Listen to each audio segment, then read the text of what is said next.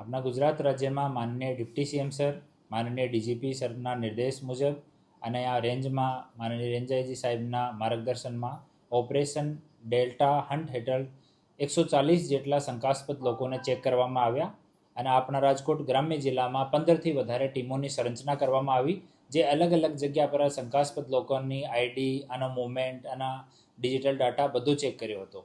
તો રાજકોટ ગ્રામ્ય જિલ્લામાં 4 બાંગ્લાદેશી નાગરિક હાલ ડિટેન કરવામાં આવ્યા છે અને આગળની પૂછપરછની કાર્યવાહી ચાલુ છે.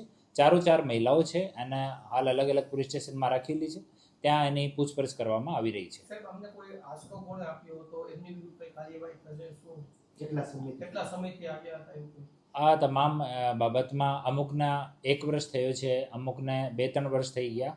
આનો જો સમયગાળો છે એ અલગ અલગ છે.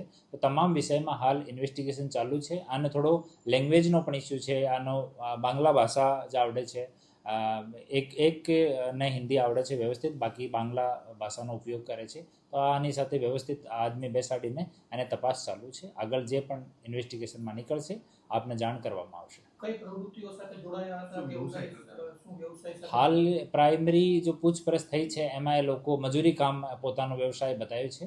પછી ડિટેલમાં ઓર જઈએ એના ફોનનો પણ અમે એનાલિસિસ કરવાના છીએ. તો આમાં જે પણ નીકળશે આપ લોકોને જાણ કરવામાં આવશે.